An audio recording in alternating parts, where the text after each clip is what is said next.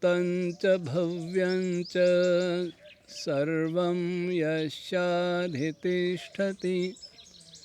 स्वर्यस्य च केवलं तस्मै ज्येष्ठाय ब्रह्मणे नमः।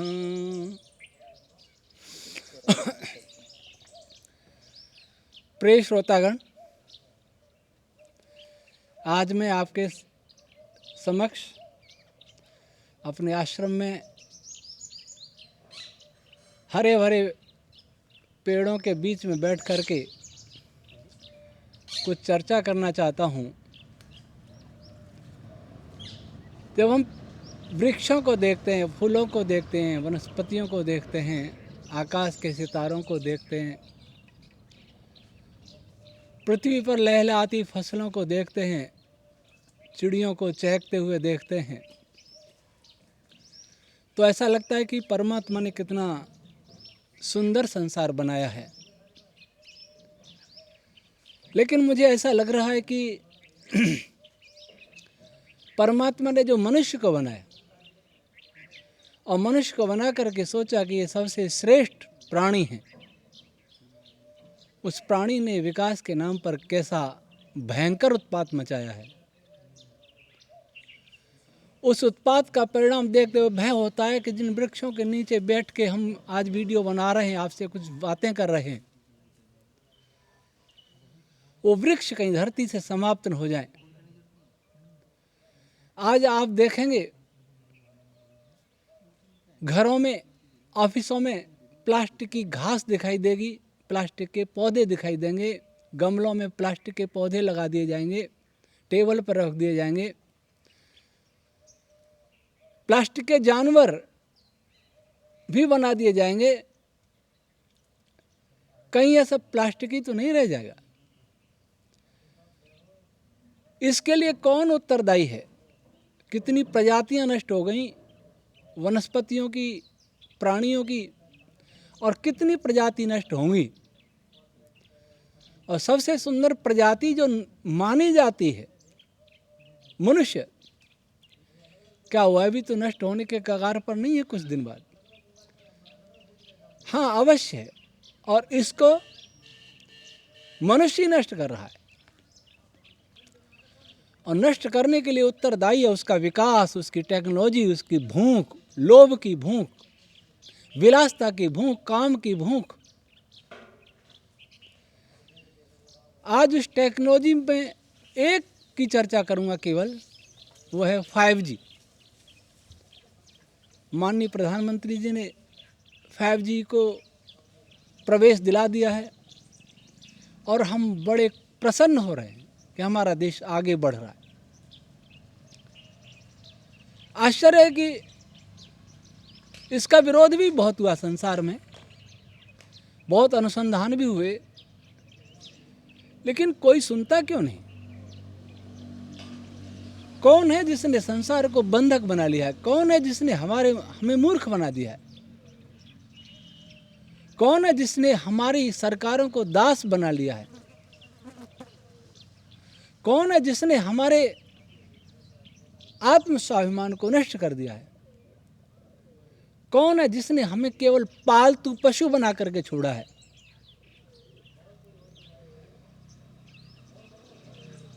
आज लगता ऐसा है कि 5G के बिना देश नहीं चलेगा। देश पहले भी चलता था, लेकिन अब क्या हुआ? फोन नहीं थे जब भी देश सुखी था, अब क्या हुआ? हमारी भूख बढ़ रही है। हमारी भूख क्या हमें भूखा बनाया? ये भूख लगाई गई हमारे अंदर, पैदा की गई टेक्नोलॉजी की भूख, ताकि कुछ उद्योगपतियों का पेट भर सके। पेट नहीं, उनका लोभ पूरा हो सके, और लोभ कभी पूरा होता नहीं। मैं 5G के विषय में अपने विचार बाद में बताऊं, पहले जो अनुसंधान है उन्हीं की बात करता हूं। अनुसंधान करने वाले वे ही लोग हैं जो आधुनिक शिक्षा से शिक्षित हैं। मेरे पास आप देख रहे हैं एक ये इतनी बड़ी फाइल है, इसमें कोरोना षड्यंत्र का भंडाफोड़ है और सूचना प्रौद्योगिकी के लिए भी कुछ इसमें आर्टिकल्स हैं, रिसर्च पेपर्स हैं, और ये केवल 5G से संबंधित हैं या रेडियो फ्रीक्वेंसी से संबंधित हैं। आपकी संतुष्टि के लिए मैं इनमें से कुछ बातें बताऊंगा, फिर मैं अपने विचार व्यक्त करूंगा। मेरे पास एक आर्टिकल है, we have no reason to believe 5G is safe, और इसका लेखक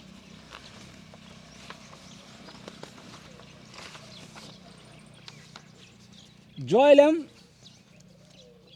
मोस्कोविज, ये इसके लेखक हैं, और इन्होंने जो लिखा है उसका सार ये है कि हम कैसे विश्वास कर लें कि 5G सेफ है।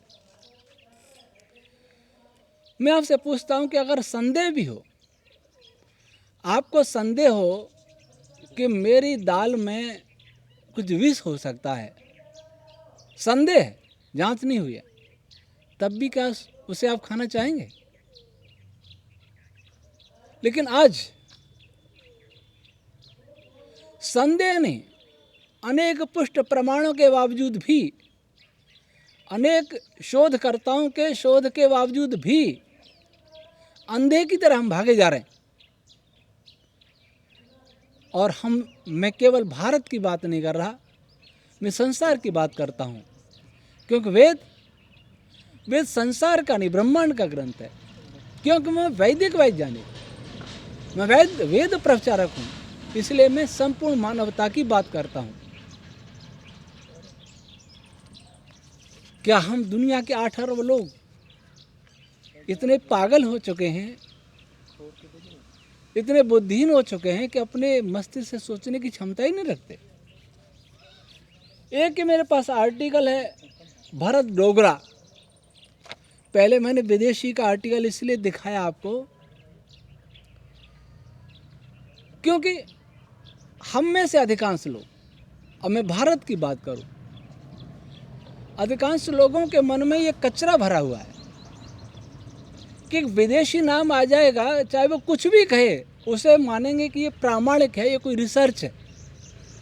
और किसी भारतीय का नाम आ जाएगा तो उसे कहेंगे ये तो रूढ़िवादी है, कन्फ्यूज व्यक्ति है, अनपढ़ व्यक्ति है।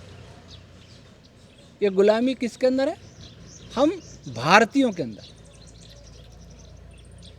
जिनमें से अनेक लोग देशभक्त कहते हैं अपने को, विचारक कहते हैं, सामाजिक कार्यकर्ता कहते हैं, शिक्षाविद कहते हैं, वैज्ञानिक कहते हैं, डॉक्टर कहते हैं, इंजीनियर कहते हैं।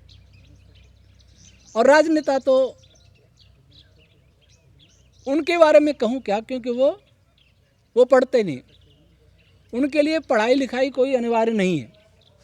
या ठीक है कि उनमें भी विद्वान हैं, लेकिन उनको अपनी विद्या के आधार पर नहीं, जनाधार पर चलना पड़ता है। जनता को कैसे मूर्ख बनाए, ये योजना बनानी पड़ती है।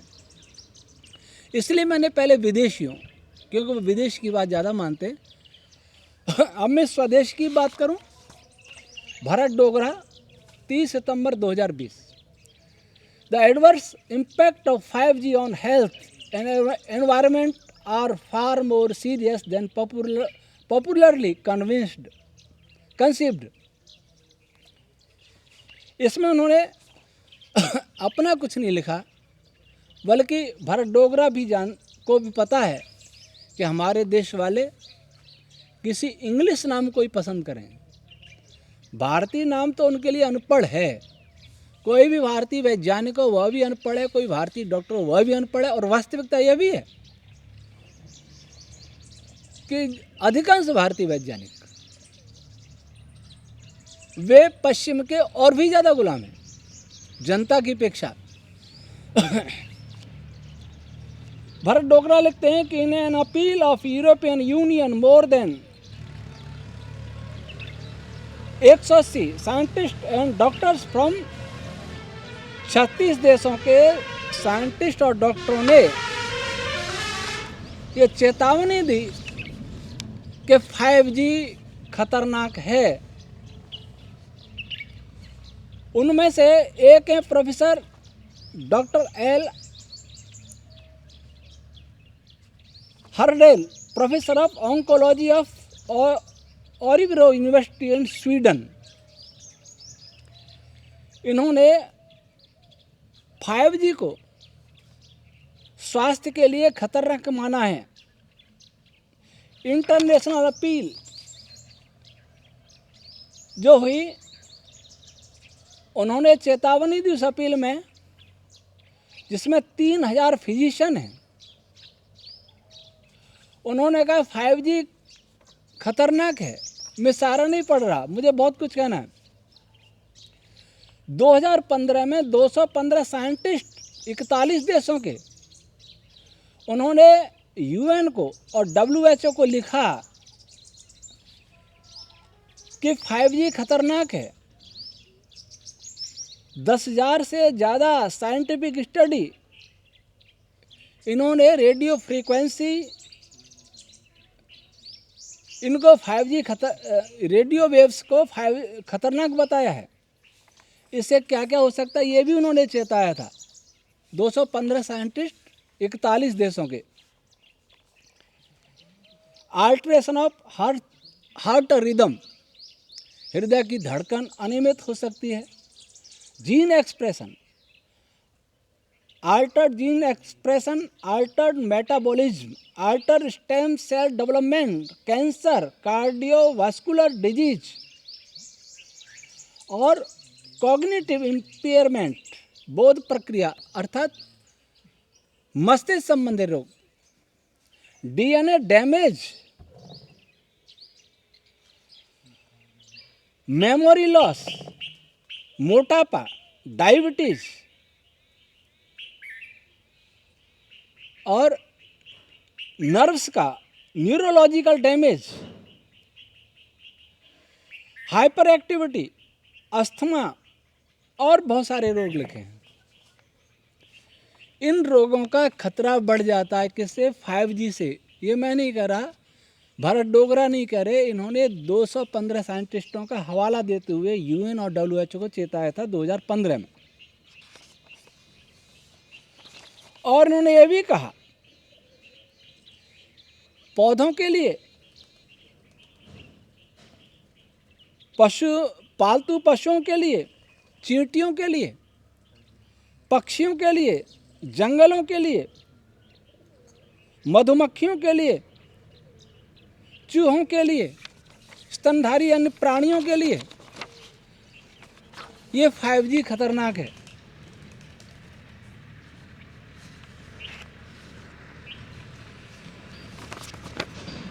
और ये एक आर्टिकल है, ये लिखा है department of zoology Banaras Hindu university के 4 प्रोफेसर हैं, 5 CM Chaturvedi, BP Singh, P Singh, P वसु, M सिंगरवाल, एक RK शुक्ला और A Dhawan, institute of toxicology research Lucknow, AK Patil, school of life science, Pandit Ravishankar Shukla university Raipur, RK Gangwar, NSP Singh, department electronic engineering, institute of technology Banaras Hindu university. इन्होंने लिखा, इन्होंने conclusion में क्या लिखा? Chronic exposure to microwave radiation alters blood picture and his degenerative effects on brain performance, got for change in spatial memory और DNA damage आदि। लिखा इन्होंने ये ज़रूर है, लेकिन उन्होंने 41 रेफरेंस दिए हैं, जिसमें अधिकांश विदेशी वैज्ञानिकों डॉक्टरों के हैं। एक और मेरे पास ये रिसर्च पेपर है, toxicity evaluation of human population expose to radio frequency radiation, PV Rekha Devi, N Shailaja, M Mahboob, MF Rahman and P Grover. ये हमारे साइट पर सारे मिल जाएंगे, आप देख सकते हैं। Toxicology unit, biology division, Indian Institute of Chemical Technology, Hyderabad, Andhra Pradesh. इन्होंने इसमें बहुत सारे रेफरेंस दिए हैं और इन्होंने 5G का मुख्य हानि बताई है जेनेटिक डैमेज।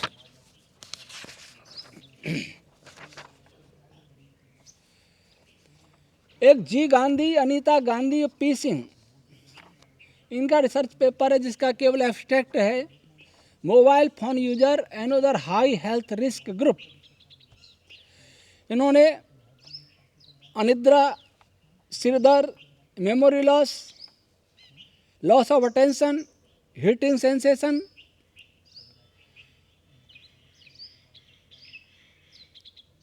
और बिहेवियर का चेंज होना, कैंसर कारक, इतनी सारी समस्याएं मोबाइल से बताई हैं। एक ये है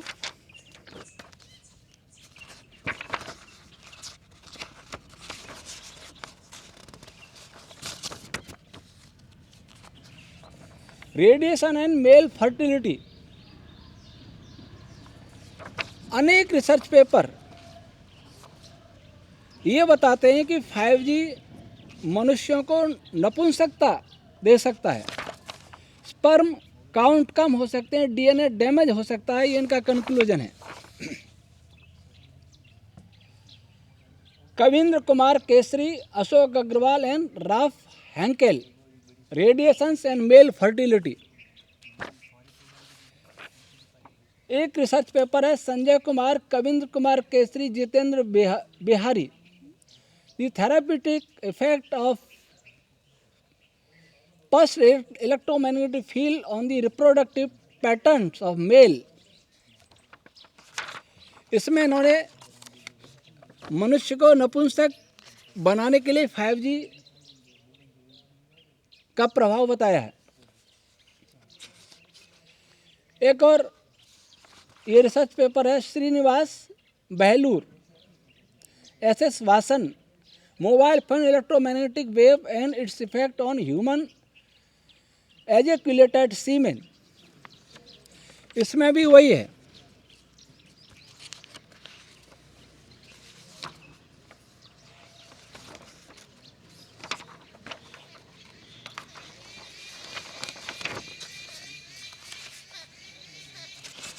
मेरे पास ज़्यादातर रिसर्च पेपर हैं,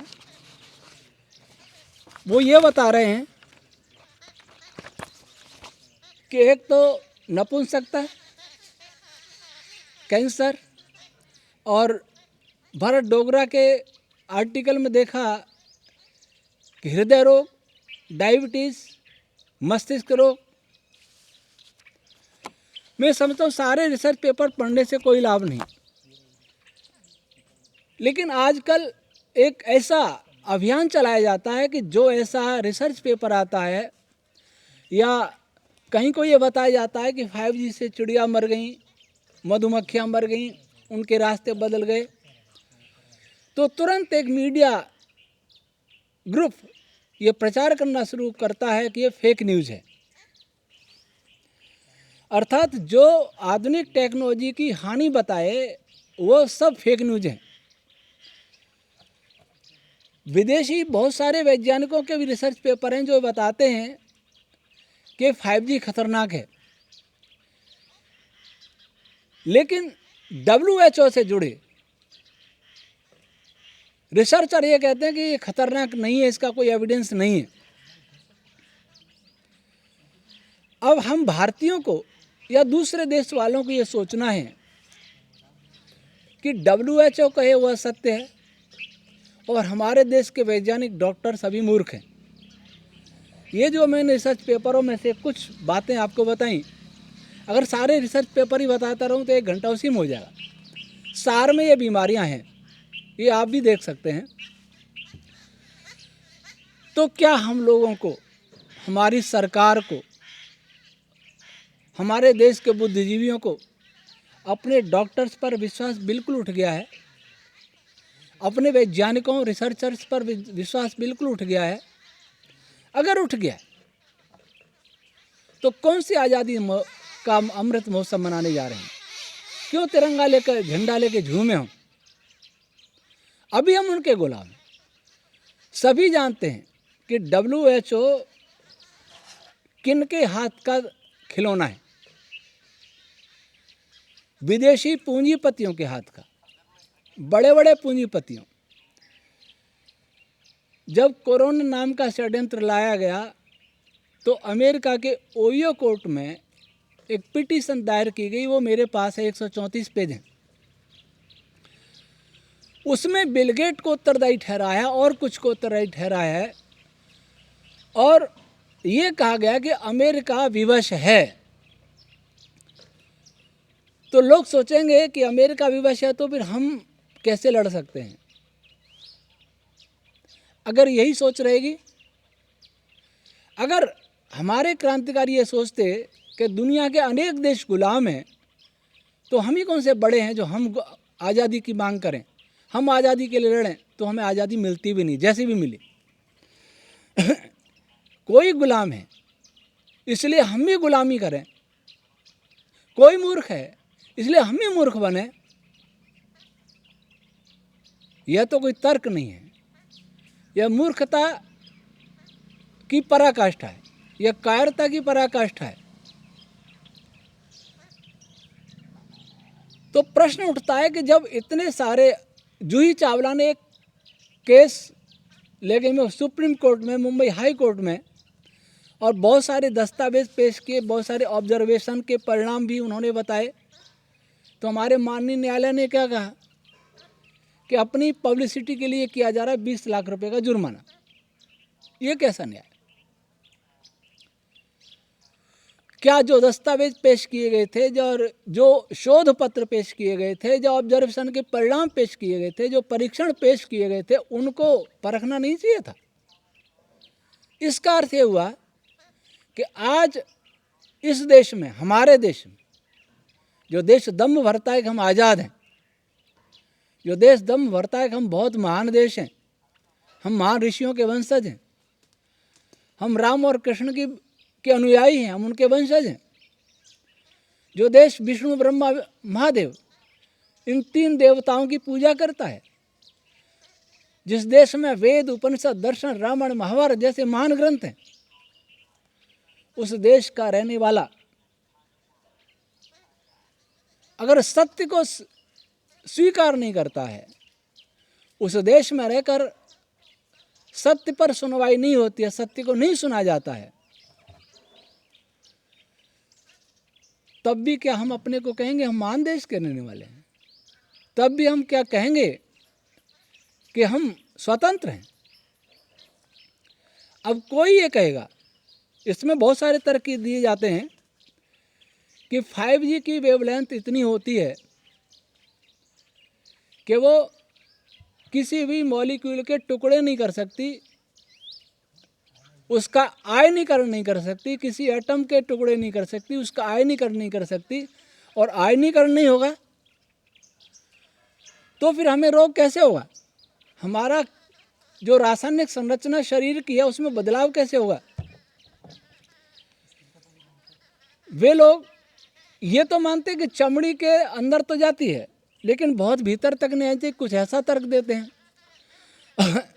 ये भी मान लेते हैं कि हाँ, ये तरंगें शरीर को कुछ गर्म भी करती हैं। फिर वो कहते हैं कि ऐसे तो गर्म सूर्य की धूप भी करती है, चूल्हा जलाएंगे तो वो भी गर्म करेगा। ऐसा कहना उनका या तो गुलाम मनोवृत्ति का परिचायक है, या उनकी मूर्खता का परिचायक है, या वो बिक चुके हैं इसका परिचायक है। कैसे? मैं बताता हूँ। सूर्य की धूप से हम निश्चित रूप से घूमते हैं, गर्म भी होते हैं। जब चूल्हे पर रोटी बनाता है कोई तो वो भी शरीर का तापमान बढ़ता ही है, लेकिन इसके तापमान बढ़ने में और उसके तापमान बढ़ने में क्या अंतर है? कुछ लोग ऐसा कहते हैं कि ये भी इलेक्ट्रोमैग्नेटिक वेव है और सूर्य की धूप, तारे चंद्रमा की रोशनी, ये भी इलेक्ट्रोमैग्नेटिक वेव है, इसमें तो हम रहते ही हैं, इससे डरना कैसा। मैं उन्हें बताना चाहूँगा कि सूर्य की धूप में रहने के लिए हमने जन्म लिया है। जब से हम पैदा हुए हैं इसी रेडिएशन के भार को हम सह रहे हैं, और मरेंगे जब तक रहेगा, और उसके फिर दोबारा जन्मेंगे तब भी होगा। जैसे कुछ जलचर, समुद्री जानवर कई किलोमीटर की गहराई में रहते हैं। प्रशांत महासागर कहीं कहीं 10,000 मीटर से भी ज़्यादा गहरा है, वहाँ भी जलचर रहते हैं। उस समुद्री जल का कितना बड़ा दबाव वो सहन कर लेते हैं, और उन्हीं जलचरों को बाहर लाया जाएगा तो मर जाएंगे, और ऊपर के जलचरों को वहाँ पहुँचा दिया जाए तो वे भी मर जाएंगे, क्योंकि वे उस दबाव में रह नहीं पाएंगे। क्यों नहीं रह पाएंगे? क्योंकि उनका शरीर उस दबाव को सहन करने योग्य बना ही नहीं है। और जो नीचे जलचर रहे थे उनका शरीर वायुमंडल में रहने योग्य बना ही नहीं है। तो हमारा शरीर बना है दृश्य प्रकाश की किरणों को सहन करने के लिए। यह रेडियो वेव के समुद्र में नहीं रह सकता, रहेगा तो अवश्य प्रभाव पड़ेगा। यह एक्सरेज में नहीं रह सकता, यह गामा रेज में नहीं रह सकता। एक्सरे गामा रेज की तो कहेंगे कि उनका तो वे तो आयोनाइज करते हैं, वे पदार्थों को आयोनाइज करते हैं इसलिए खतरनाक है। वे सीधे आयोनाइज करते हैं इसलिए तुरंत आयोनाइज करते हैं, इसलिए उनका खतरा हमें जल्दी पता लगता है। लेकिन जो धीरे धीरे करेंगे, वास्तव में मॉलिक्यूल बनने की प्रक्रिया वर्तमान वैज्ञानिकों को ठीक तरह से विदित नहीं है। मैं एक उदाहरण देता हूँ। सोडियम क्लोराइड नमक का एक अणु है, NaCl। हम कितना जानते हैं? इतना जानते हैं कि Na+ और Cl- ये दोनों मिले तो NaCl बन गया। इससे अधिक कुछ नहीं जानते। Cl- है और Na+ है इसलिए मिल गए, और दोनों +1 -1 है इसलिए मिल गए। लेकिन ये मिलना ये कोई सहज प्रक्रिया नहीं है। एक इलेक्ट्रॉन दूसरे में चला गया, न्यूट्रल स्थिति पैदा हो गई। ये बहुत सामान्य स्थिति नहीं है जो हम सामान्य मान करके पढ़ लेते हैं। आज तक किसी भी वैज्ञानिक को ये नहीं पता लगा कि इलेक्ट्रॉन की संरचना क्या है।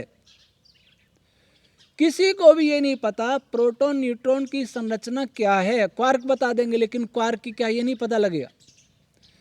किसी को ये नहीं पता है कि वे दोनों मिलकर के न्यूट्रल कैसे हो जाते हैं। पॉजिटिव चार्ज क्या होता है ये किसी को पता नहीं है, नेगेटिव चार्ज क्या होता है ये किसी को पता नहीं है, और चार्ज क्या होता है ये भी पता नहीं। और दोनों मिलके न्यूट्रल स्थिति बन जाती है, ये कैसे बन जाती है, क्यों बन जाती है ये भी पता नहीं। दोनों आकर्षित कैसे होते हैं ये भी पता नहीं। जब पॉजिटिव नेगेटिव आकर्षित होते हैं तो हमारा वेद विज्ञान आलोक पढ़ के देखें 40वां अध्याय, 6 लेयर्स होती हैं दोनों पार्टिकल्स के चारों। एक एक लेयर में प्रवेश करती हुई रश्मियां अंत में उस चार्ज को न्यूट्रल करती हैं।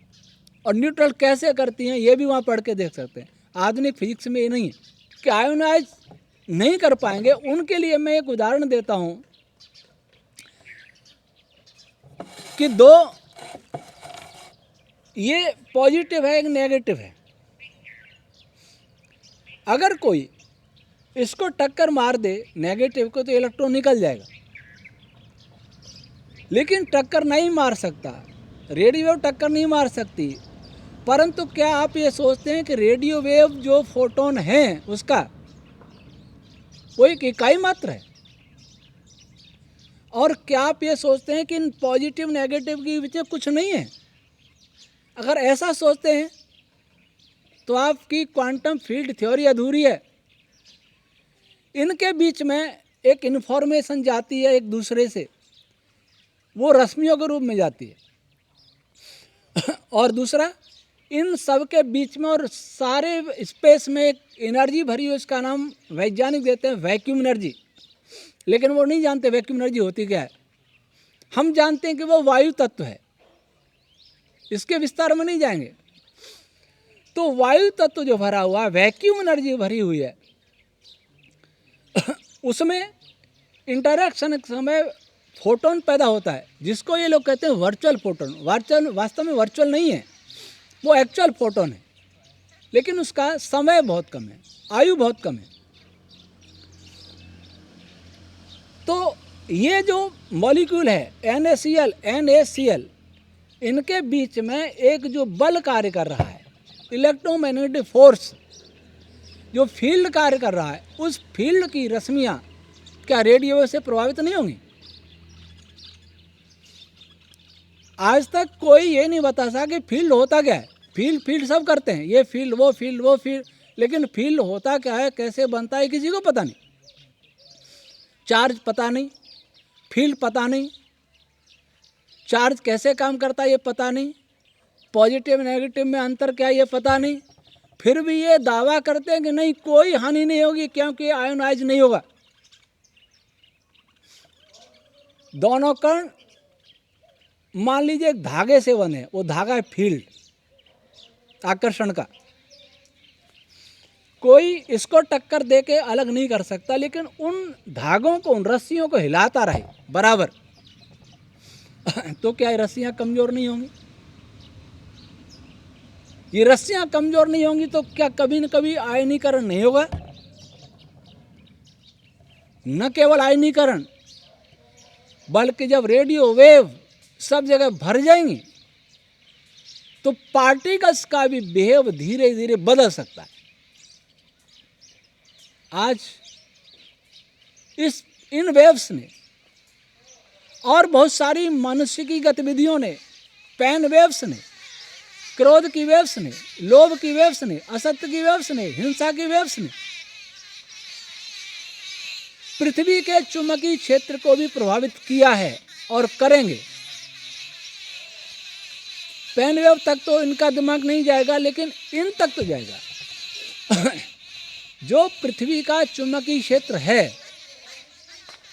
क्या इस रेडियो मैग्नेटिक वेव, जो रेडियो वेव के रूप में, क्या उनसे प्रभावित नहीं होगा? जब पृथ्वी का चुंबकीय क्षेत्र प्रभावित होगा तो क्या उससे हम सब प्रभावित नहीं होंगे? इस बात को ये जानते हैं अथवा नहीं जानते? अगर नहीं जानते हैं तो उन्हें जानना चाहिए। अगर जान करके छिपा रहे हैं, क्योंकि इनको कंपनियों के लिए काम करना है, फार्मा कंपनियों के काम करना है। क्योंकि 5G से कैंसर होगा, डायबिटीज होगा, नपुंसक होंगे, तो फर्टिलिटी सेंटर चलेंगे ना, बांझ निवारण केंद्र चलेंगे ना, टेस्ट ट्यूब में वेव, इनका व्यापार होगा ना। ये पैसा तो पूंजीपतियों को जाएगा ना। एक बार डायबिटीज हो जाएगा, सारी जिंदगी दवा तो बिकेगी। कैंसर होगा तो भी सारी जिंदगी दवा लेनी पड़ेगी। हृदय रोग होगा तब भी सारी जिंदगी दवा लेनी पड़ेगी। कितना लाभ है? व्यक्ति सीधे नहीं मरेगा। सीधे मर के क्या फायदा, जब फार्मा कंपनियों को पैसा नहीं पहुंचा और रोगी रहते रहते ही इंटरनेट का प्रयोग नहीं किया, इंटरनेट कंपनियों को इनके पास पैसा नहीं पहुंचा, तो फिर फायदा क्या है साइंस का? ये सारा साइंस का रिसर्च आज पूंजीपतियों के हाथ में नियंत्रित है। वो कहते हैं वही रिसर्च होता है, वो कहते हैं उसी को प्रकाशित किया जाता है, वो कहते हैं उसको नहीं प्रकाशित कर सकते। वैसी वीडियो डाल दो तो यूट्यूब भी हटा देगा, फेसबुक भी हटा देगा, सब हटा देंगे। अखबारों में तो अखबार वाले छापेंगे नहीं, टीवी चैनल वाले दिखाएंगे नहीं। क्यों? क्योंकि सब एक एजेंडा के तहत कार्य कर रहे हैं। मैं पिछले 13 साल पहले भी मैंने कहा था कि सूचना प्रौद्योगिकी विश्व को तबाह कर देगी। आज फिर कह रहा हूं मान लीजिए कि इन वेब्स ने एक तो हम बीमार बना दिए, क्या केवल इनका प्रभाव हम पर ही होगा? जैसे भरत डोगरा ने उन वैज्ञानिकों को उद्धृत किया कि पौधों वनस्पतियों को भी प्रभावित करेगा, चिड़ियों को प्रभावित करेगा, मधुमक्खियों को प्रभावित करेगा। अगर मधुमक्खियां अपना रास्ता कैसे ढूंढती हैं, क्या हम जानते हैं? कुछ लोग कहते हैं, सुना है, प्रामाणिक नहीं, कि वो कुछ तरंगों के आधार पर वो रास्ता ढूंढती हैं। अगर उनकी तरंगों को प्रभावित करके वो रास्ता भटक जाए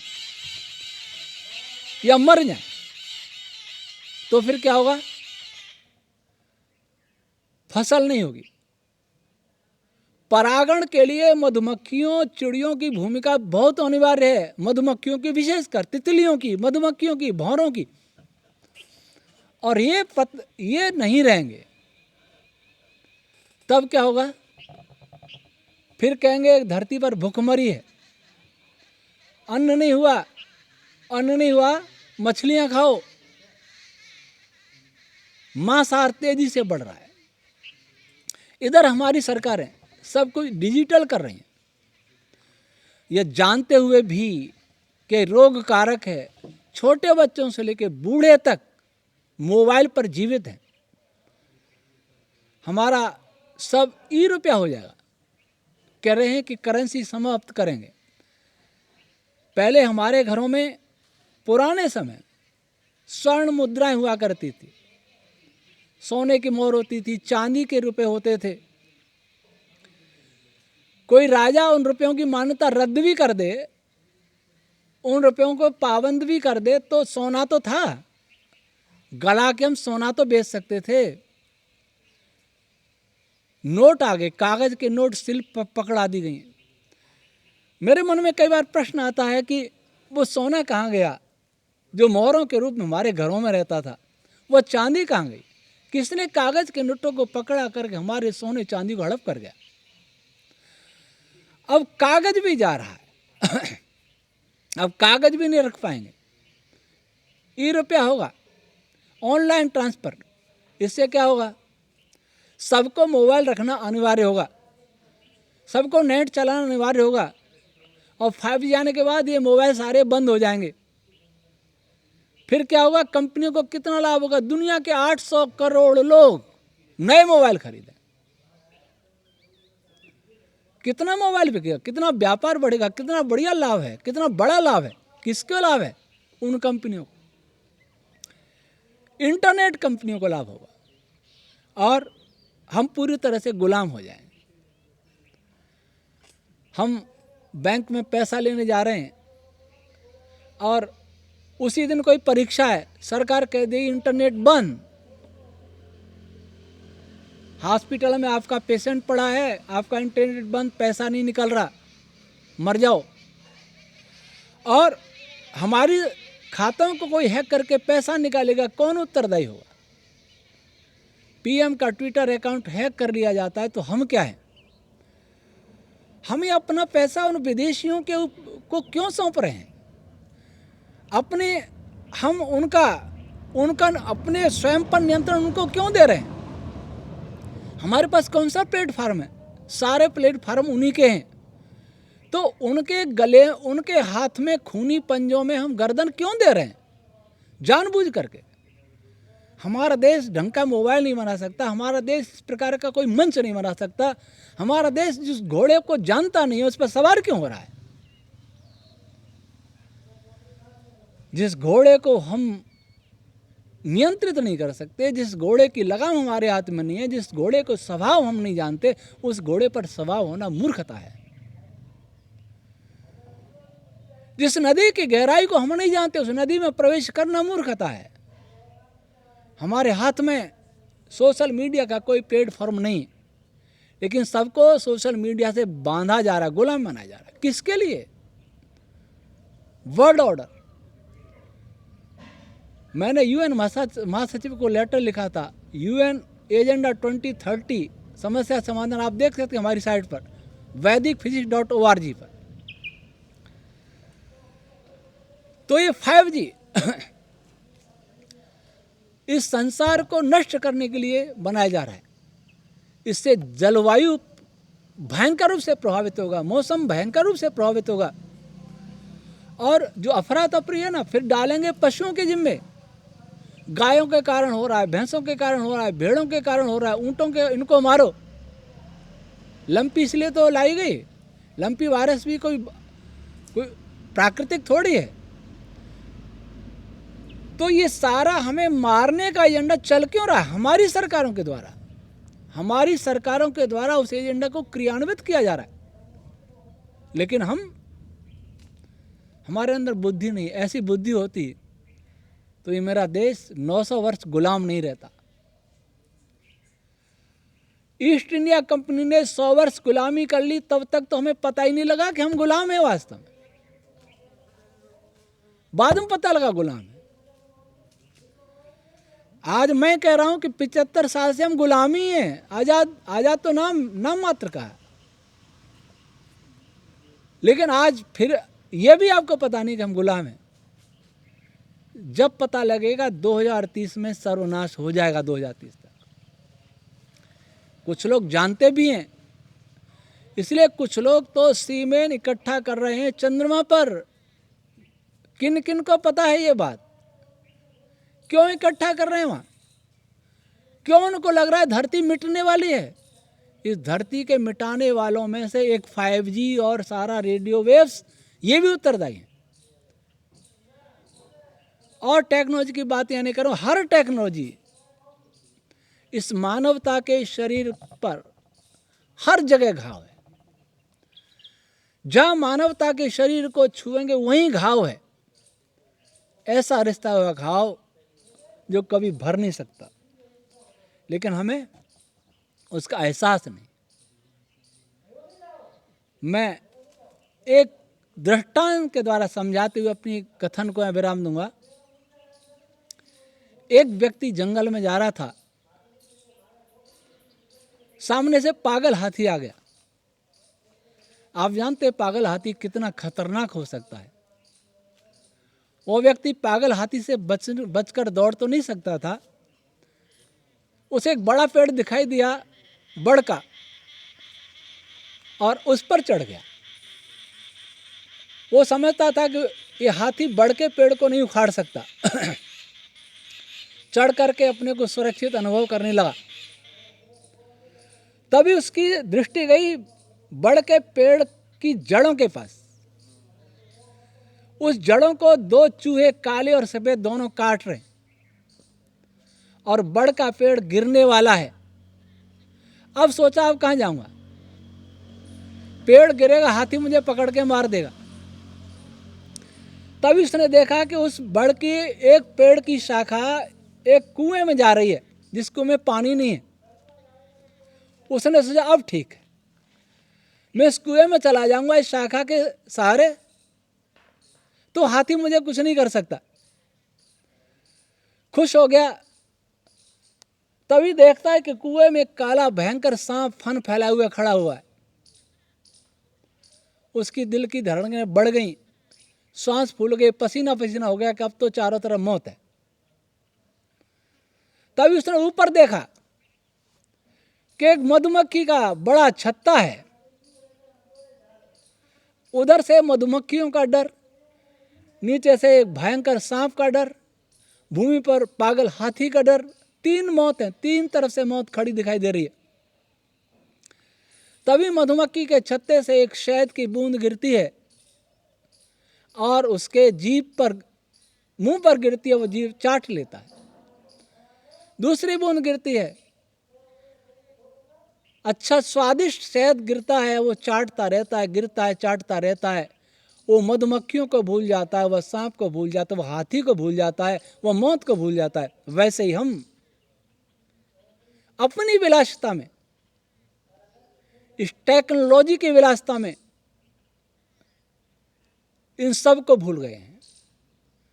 हमारा शरीर नष्ट होगा, हमारा शरीर रोगी होगा, हम तड़पते हुए मरेंगे, हमारी फसलें नष्ट होंगी, हमारे वृक्ष नष्ट होंगे, भयंकर आंधी तूफान चक्रवात भूकंप आया करेंगे, त्राही त्राही मचेगी, कोई किसी को बचाने वाला नहीं होगा, कोई नेता सरकार नहीं बचा पाएंगी।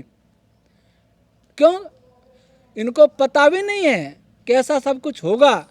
अगर पता है तो बेहद चिंता और खतरे की बात है। नहीं पता है तो उनको पता होना चाहिए। जिसको नहीं पता है उसको शासन का अधिकार भी नहीं होना चाहिए। इसलिए संसार के सभी मनुष्य जो बुद्धिमान हैं, जो चाहते हैं कि उन्हें इस धरती पर सुखपूर्वक रहना है, जो चाहते हैं हमें पशुओं को बचा कर रखना है, जो चाहते हैं हमें जंगलों और वनस्पतियों फसलों को बचा के रखना है, हमें स्वस्थ रहना है, वे जागें, इस टेक्नोलॉजी के विरुद्ध में खड़े हों, आवाज़ उठाएं, इसका कम से कम उपयोग करें। मैं भी उपयोग कर रहा हूँ, 5G नहीं तो दूसरा, लेकिन मैं केवल आपको जगाने के लिए उपयोग कर रहा हूँ। मनोरंजन के लिए उपयोग करना बंद कर दीजिए, 5G का विरोध कर दीजिए, अच्छे तरह विरोध करिए। अगर आपने अभी नहीं किया तो आप विरोध करने योग्य रहेंगे नहीं। कैसे कैसे गुलाम होंगे, क्या क्या होगा, आप स्वयं सोचते रहिएगा। इन रिसर्च पेपरों जो लिंक दी जाएगी उसको देखिएगा। एजेंडा 2030 के विषय में मैंने UN महासचिव को लेटर लिखा है, वो भी हमारी साइट पर देखिएगा। अगर आपका आत्मा कहता है, आपकी बुद्धि कहती है, आपका हृदय कहता है कि आपको इस मौत से लड़ना है, आपको जीने के लिए संघर्ष करना है, तो करने का प्रयास कीजिए, अन्यथा फिर मरने के लिए तैयार हो जाइए। ईश्वर सबको शक्ति और बुद्धि दे। ओम शम।